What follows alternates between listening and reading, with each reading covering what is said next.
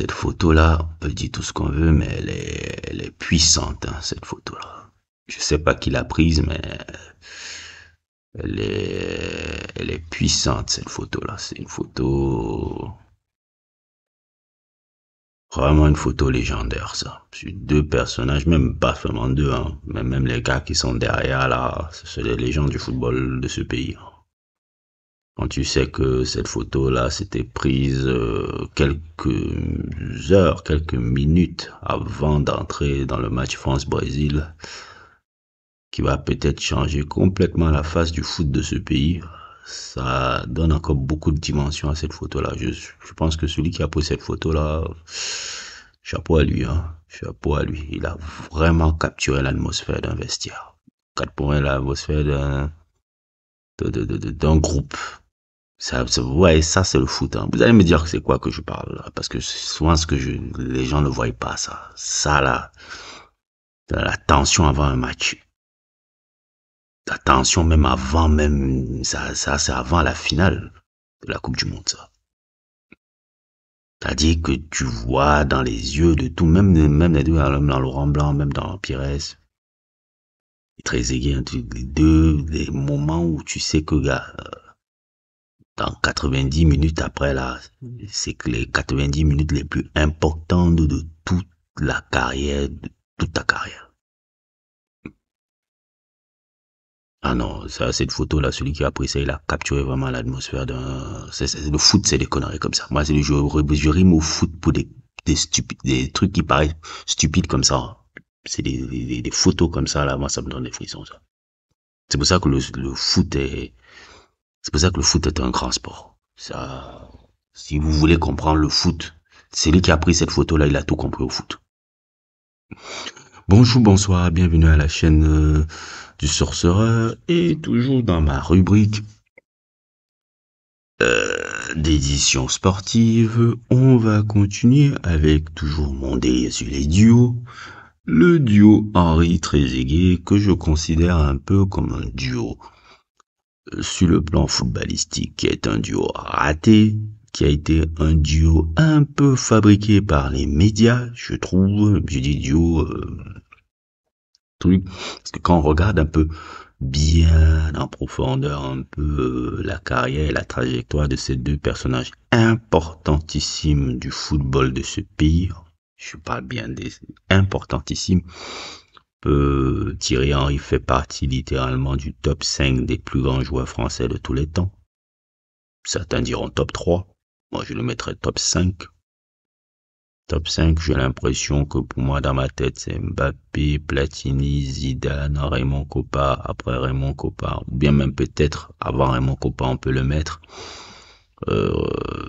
On peut mettre Henry, après Henry, je pense Henry, Raymond Kopa et Griezmann sont dans le même, sont quatrième ex aequo. C'est-à-dire que si je vois mon top 3, c'est Mbappé, Platini, Zidane. Top 3. Maintenant, chacun peut mettre, moi, je veux mettre Zidane, moi, je veux mettre, bon, moi, pour moi, Mbappé est déjà le plus grand joueur français de tous les temps. Ça, c'est acté. Depuis décembre 2022, pour moi, c'est acté. C'est Mbappé le plus grand. Maintenant, on va attendre ça à la fin de sa carrière, là où il va encore aller. Mais déjà, dans ma tête, je pense que c'est le plus grand. Puis, Platini, que je mets toujours dessus de Zidane. Je trouve que Platini, pour moi, il a une dimension plus grande que Zinedine Zidane. Beaucoup de choses. Puis, il y a Zidane. Et puis, maintenant, après ce top 3 là, il y a, pour moi, 3 joueurs que je mets dans la même, comment on appelle ça, dans la même dimension. Thierry Henry, Raymond Kopa et Griezmann. Et Griezmann est excessivement sous-coté dans le football français. Griezmann, pour moi, est le meilleur, l'un des derniers meilleurs joueurs français de ces dernières années avant Mbappé. On peut dire tout ce qu'on veut, mais rappelez-vous de l'Euro 2016 de Griezmann, même s'il ne gagne pas jusqu'au bout. Rappelez-vous de l'Euro 2016 de Griezmann. La Coupe du Monde 2018 de Griezmann est incroyable aussi. La Coupe du Monde 2022 de Griezmann est incroyable. Avant la finale. Il est mauvais qu'en finale. Le meilleur joueur, même peut-être même français, de la Coupe du Monde 2022, si on veut être objectif, c'est lui. Sauf en finale. C'est la finale où il a marché, mais tous les matchs, il était incroyable. Coupe du Monde 2022, Griezmann était comme, il était Zidane 2006, quoi. Donc moi, quand je vois un peu ces faits-là, je me dis, les quatre, je sais pas comment on dit ça, ex aequo, mais je mets les quatre là dans la trois, ce qui est quatrième dans mon classement, c'est ces trois personnes-là. Henry, Griezmann et Raymond Kopa. C'est, et dans le cinquième encore, je sais pas où qui je pourrais placer. Moi, je pourrais placer peut-être Didier Deschamps. Pourquoi? Parce que Didier Deschamps est un personnage importantissime du foot français. Il représente un peu le foot français qui a gagné partout. Voilà pour moi peut-être les cinq joueurs voilà pour moi peut-être le bracket de joueurs les plus importants de l'histoire du foot de ce pays. Et Trezeguet, je le mettrais dans le top 30 par rapport un peu à ses accomplissements. Ce qui tue, c'est qu'en équipe de France, Trezeguet il n'a jamais été ballon en équipe de France. Il n'a jamais été vraiment un titulaire indiscutable.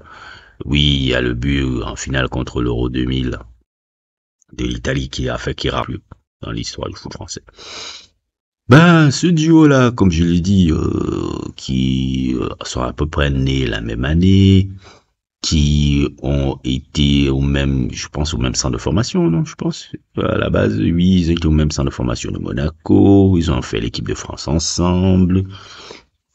Ils sont pas partis en même temps de l'équipe de France ensemble, mais c'est deux trajectoires qui se sont plus ou moins suivies dans leur carrière et ils ont été censés représenter le futur duo du football français. C'est-à-dire que quand on voyait Thierry Henry, on voyait Trezeguet, le style de Thierry Henry, le dévoreur d'espace qui peut prendre tout avec sa pointe de vitesse et le renard des surfaces propres aux attaquants des années 80 et des années 90 qui était Trezeguet se disait que c'est le duo idéal. Mais ce duo-là n'a jamais marché. Il faut qu'on arrête un peu la légende parce que quand on classe toujours Henry Trezeguet, on parle toujours duo. Mais ce duo n'a jamais marché. Ils nous ont vendu généralement une amitié très forte. Je pense qu'il y avait une complicité entre les deux. Mais j'ai l'impression qu'il y avait aussi plus une rivalité entre les deux. Parce que Thierry Henry, même à Monaco, Thierry Henry et Trezeguet ne jouaient pas beaucoup ensemble. Oui, quand tu regardes même la saison 98, là, il y a quand Trezeguet joue, Henry ne joue pas. Quand Henry joue, Trezeguet ne joue pas. Vous pouvez regarder cette saison 98 que j'ai analysée il y a quelques années pour comprendre un peu comment ça s'est fait qu'ils ont été sélectionnés si jeunes en équipe de France et tout. Et ça s'expliquait complètement. Henry, les gens oublient souvent, mais Henry a été un phénomène quand il était jeune. Le Henry de 20 ans, là, surtout, c'est pour ça que Henry et Mbappé, il y a quelques similarités un peu sur leur début. Surtout quand je pense Mbappé de Monaco. Henry à Monaco, il fait une campagne de Ligue des Champions extraordinaire. En Ligue des Champions, il est le deuxième meilleur buteur de Ligue des Champions. Je vais vous montrer la stat là. Bon, comme les gens aiment souvent les stats, mais la stat là veut dire quelque chose parce que j'ai regardé le contexte. Le truc, Henry, il est incroyable en Ligue des Champions cette année-là. Il éclabousse de sa classe incroyable en équipe, en Ligue des Champions. Ligue des Champions, Monaco va littéralement en demi-finale. Hein. Il perd contre la Juve, ça. Et il est deuxième meilleur buteur de la Ligue des Champions hein, cette année-là, derrière Del Piero. Vous voyez la stat là, c'est là. Je ne raconte pas les conneries, vous pouvez la voir là. Et il fait des matchs incroyables en Ligue des Champions. Trezeguet marque beaucoup en championnat.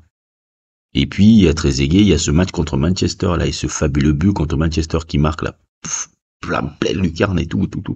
Ces deux-là, ils carburaient beaucoup en 98, ils montaient. Donc, c'était pas usurpé comment on appelle ça c'était pas du tout usurpé un peu la sélection en équipe de France à cette époque-là.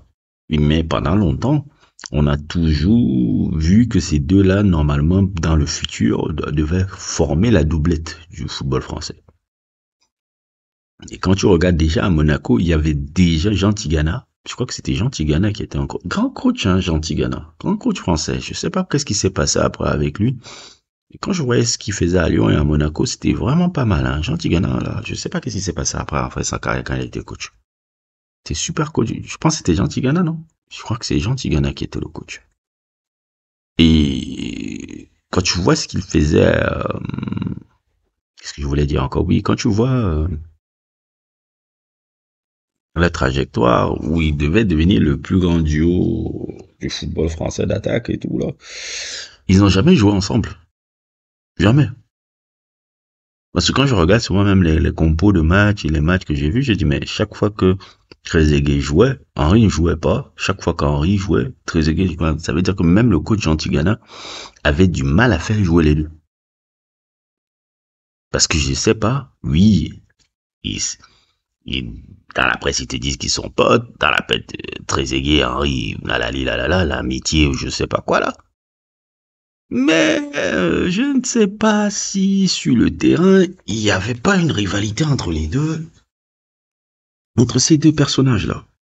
Ils nous ont fait comprendre que ce n'était pas le cas, mais j'ai jamais senti pourquoi. Est-ce que Henry voulait jouer pour Trezeguet et est-ce que Trezeguet avait des atomes crochus sur le terrain avec Henry? Parce que moi, j'ai encore le souvenir de l'Euro 2004, là où ils étaient justement en train de jouer à deux. Et là, ça, dans la compétition, ça s'est senti que les mecs n'arrivaient pas à se trouver. Trezeguet a marqué 0 but. Henry avait marqué 2 buts. Et Henry avait marqué 2 buts quand on avait mis ça. Le dernier match contre la Suisse, je me rappelle bien en poule.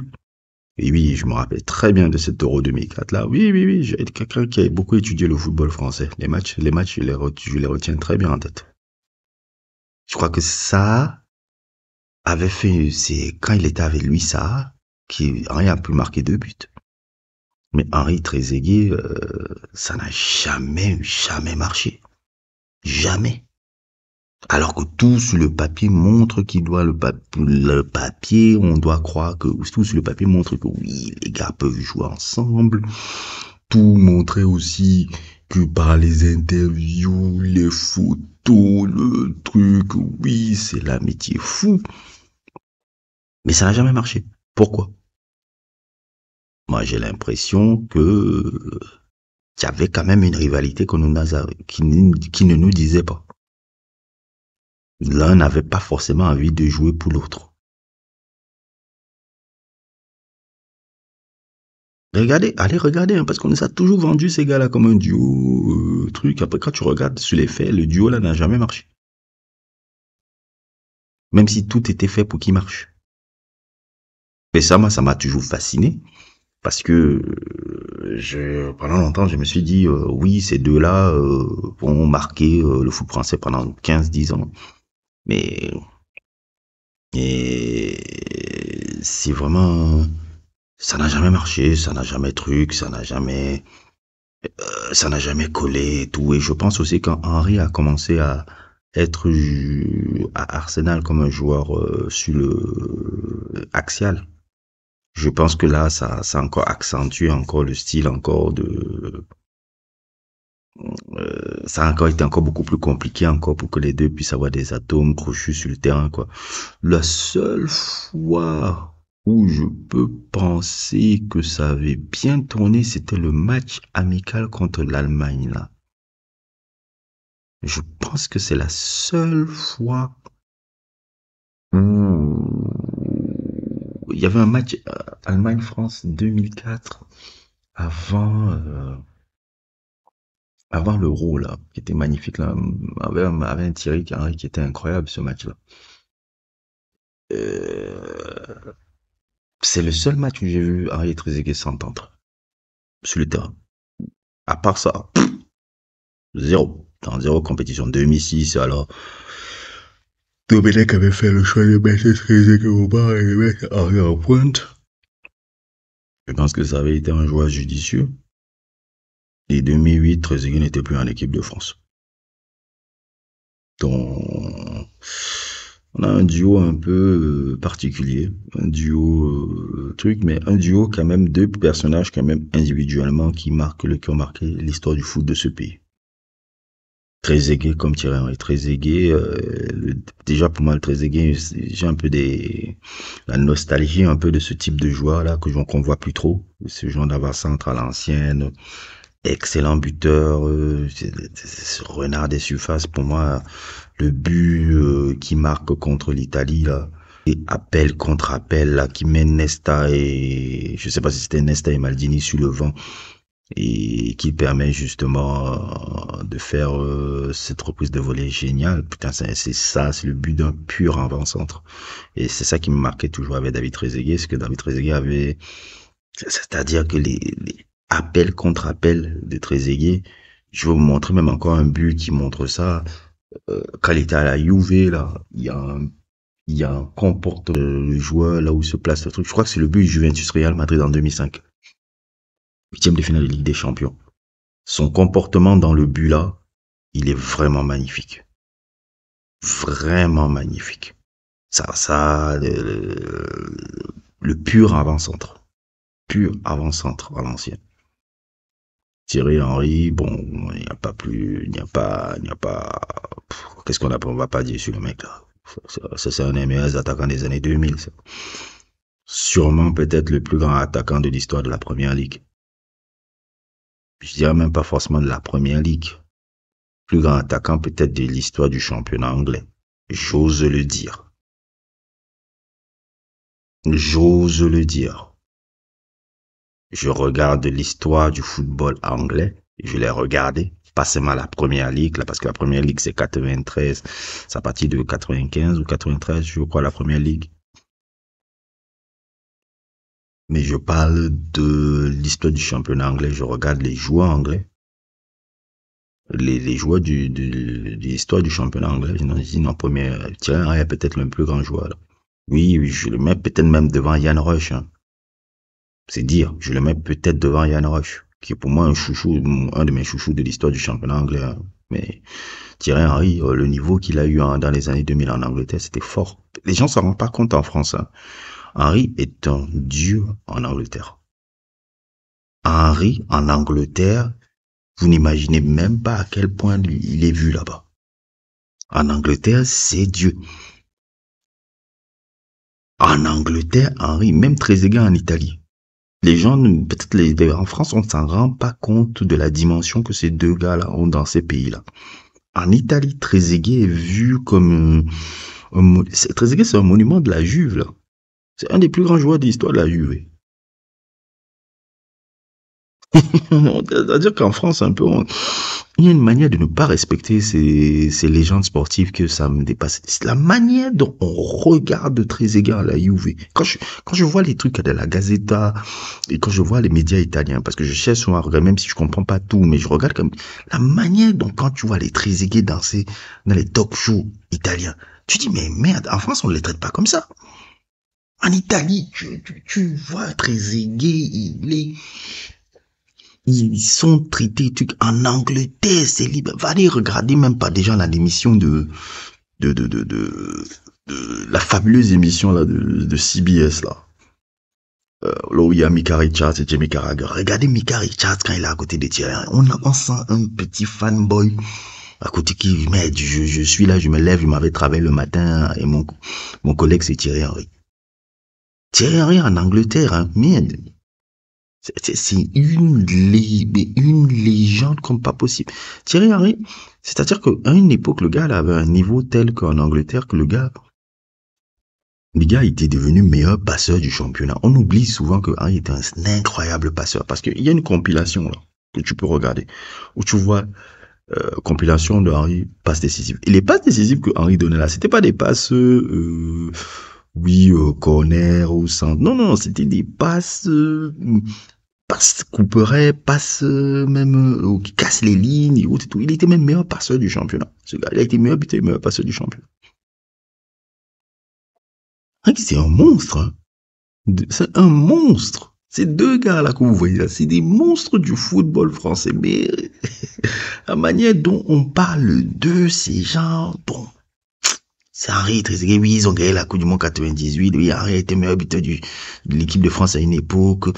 On a l'impression de négliger qu'ils sont en Angleterre. C'est là où tu vois même toute la dimension d'un vrai pays de foot ou pas.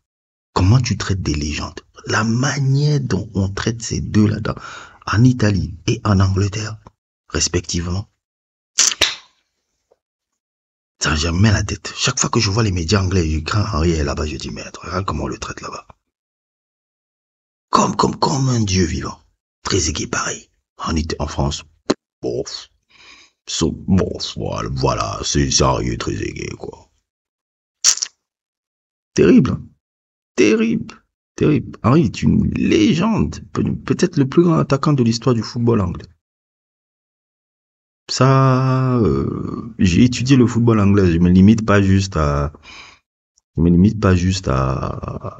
la première ligue et les années 2000. Je pense même quand je regarde les Kevin Keegan, quand je regarde les Ian Wright, quand je regarde même les mecs un peu comme, comment ils s'appellent encore, Gary Lineker, tous les attaquants anglais de légende là, tous les attaquants même, grands attaquants de l'histoire de ce sport. Je me dis non, Henri est le plus grand. Henri est vraiment le plus grand. C'est vraiment le plus grand attaquant de l'histoire de la Première Ligue. Ça, hands down.